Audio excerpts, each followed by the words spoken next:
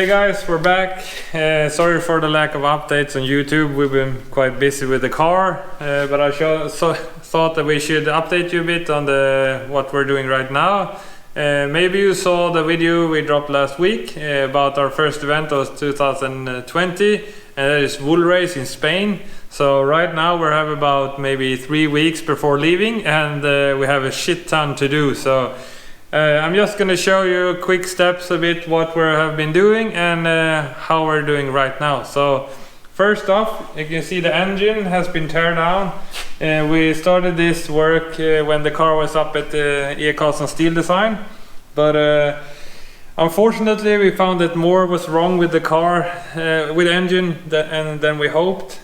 First we left the cylinder head over at Lindom med Motorrenoveringar, and he's doing new valve guides, as I thought. You can see here the valve guides are pretty much shot, so he helped us vacuum test the cylinder head, and we saw that we had a lot of leakage. So new valve guides are ordered, and he's going to do a machining of the valve seats and all of that, so it's going to be good to have a good cylinder head. But we actually were thinking that we shouldn't pull the bottom end apart because it has been working so good. Luckily I did, because when we pulled it apart we actually found this. So as you can see, this bearing is really fucked up, and also the other part. You can see it started squishing out the surface here. This was actually the middle bearing, so the third bearing row from the behind. This is the one that also has I don't know the English term for, but it has to play forward and backwards in the engine as well. So we actually went down and had the crank checked because we were thinking that it has been warped or bent, maybe from the crash at Mantorp Park, because we went down with full throttle. So actually after checking it, like you can see in the video here, we actually found out that the crank was shifting about 600ths of a millimeter up and down, so that's way too much. So we're actually changing crank now, but not only that, we also actually found out that the bearing cap on the crank has probably warped up a bit. So we're gonna see if he can actually make this fit more tight in the cylinder or in the block, because otherwise we have to change the block. So this is not something we were hoping for, but I guess shit happens. So right now we're waiting for parts. We need some new RP studs for the block, and also bearings for the con rods or the connecting rods, but otherwise we're kind of at a standstill right now with the engine. So let's get over and check out what's next on the list after the engine.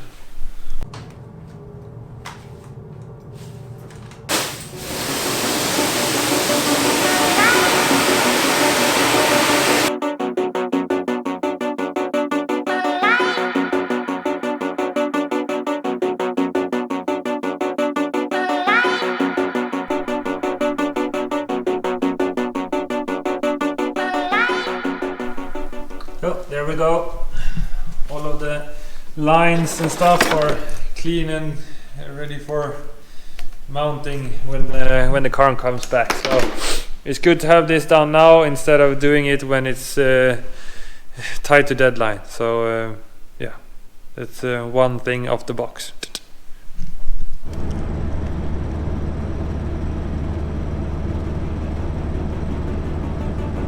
Welcome to Ecarlsson Steeldesign.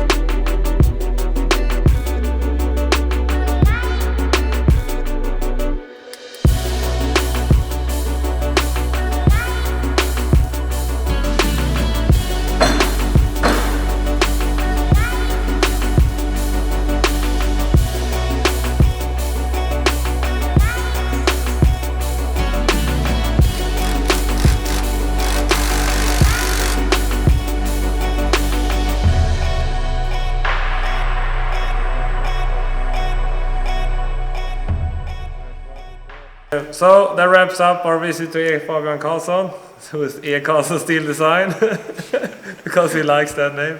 I'm the only one calling him that, but that's okay. So he finished up the trunk. We're really happy about the results. He's done a really good metal work and everything, and we're really happy to now be going home to Gothenburg. It's a bit late, as we told you before. And we're going to try to fit all the parts in and get it ready for our first event of 2020. So huge thanks for your help. What's your thought about it? Did you like it? Yeah, I like it. It's a bit tricky, but it was fun. A lot of hours down to it, but really good results. Yep. So yeah. It's going to be exciting to see it painted and everything in order. So we're a bit late to getting home, so thank you so much for the help. Talk to you soon. See you. Goodbye.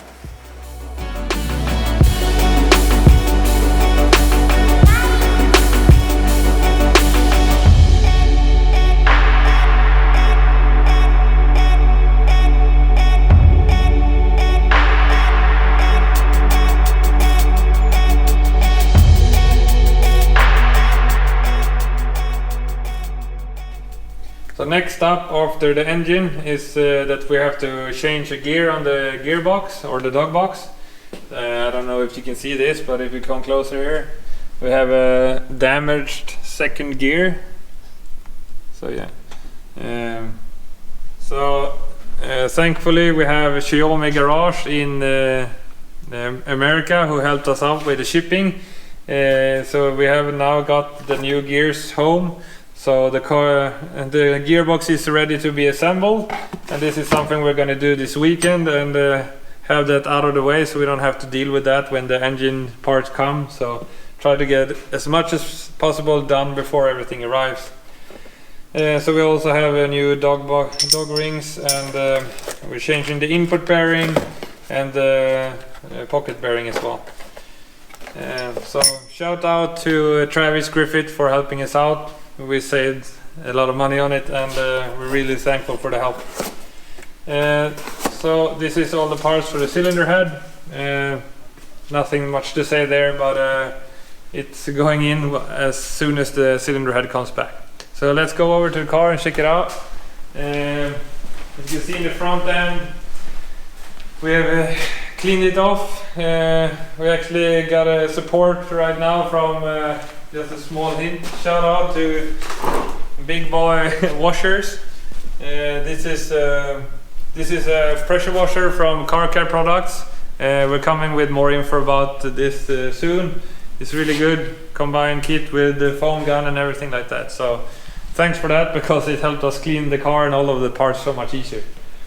So while we're waiting for all the engine parts, we took apart the suspension a bit, because I know I have a bad bearing in the top mount of the shocks in the front. So right now we have removed those and trying to fix those with some new bearings. A bit hard because it's not a bolt-on application that can just buy new bearings and fit it. It's because you have to make some of your own. So always something unique, I guess. So when the car came back from Emil Fabian, we had a lot of work of trying to get everything to fit and get everything to work again.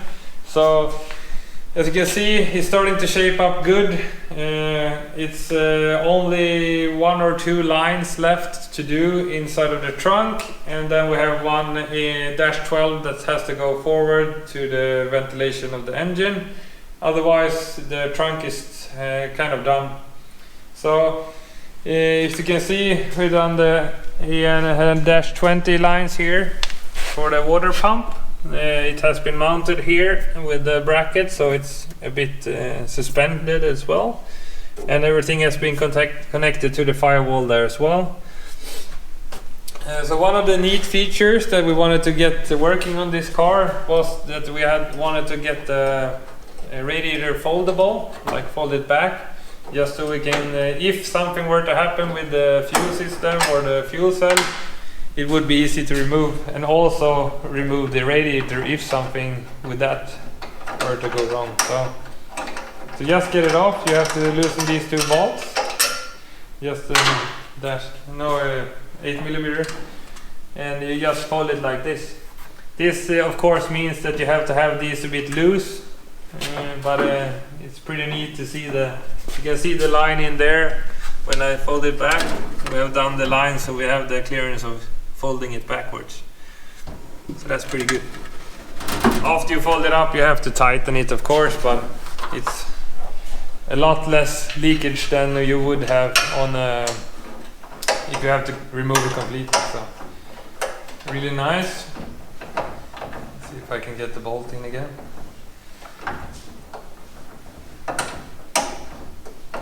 So yeah, and that's it. If you look at the fuel cell also, we done the lines for the fuel. We actually use crimped hoses for this. We've been doing that since we started building the car, and we continue with that because it's working good and it's pretty cheap to rebuild it like this. Thanks to Robin Becker, who helps us make these hoses, because we save money and he can always help us when we need it the most, and it's time pressure. It's always time pressure. So as you can see, with the CFC unit you only get 2 lines. This is the out port or the feed line to the front. This is the -10 going to the filter here, so it's a new performance 200mm filter. It's easy to disconnect and change the filter here and not get any fuel inside the compartment in front of the radiator. And then the -10 going forward, and then the -8 coming back. Really clean. The only thing coming extra is the ventilation line that just airs out the fuel cell. And then we have here the oil catch can. This is the catch can that ventilates the dry sump tank. So there's going to be a line between here. And this is also the overpressure, I don't know what the English word is actually, but it's like the water tank for the radiator. So this is going to draw water out of it and push water into it if it expands. So more on that in the next episode. Next part up was doing a mount for the dry sump tank, and you can see here this is a tube going inside here that controls it in the bottom, and then we have a small bolt here that holds it in place. Then you have a level glass, you can see how much oil you have. And then we added a small bracket here to make it more rigid. So it came out exactly as I wanted, and it looks good as well. And also one small detail, you can see here, we put a small line here as well. This is going to be shortened up and have an end plug instead. So when we're draining oil, it's closer to the ground and easy to do alone instead of getting a small screw up in here, so a bolt up in here. It's going to be tight. And also this is a oil temp sensor output. So next, after that, we're going to try to go over all the small details. We shortened the -20 lines to fit the new firewall. Previously they went out here, I think I showed you that in a previous episode. So now this is the oil line going forward to the dry sump pump. This is water forward and water return from the water pump. And also this is the oil coming back from the scavenge steps on the dry sump tank, or dry sump pump.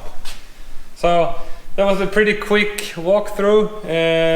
I know it was a lot of information, but we're a bit stressed out, so we're trying to do our best to keeping you guys updated. So if you have any questions regarding what we're doing now or why we're doing it, drop a comment below and we'll try to answer you as well as possible. So talk to you soon. Make sure you subscribe and share with your friends. Have a good one.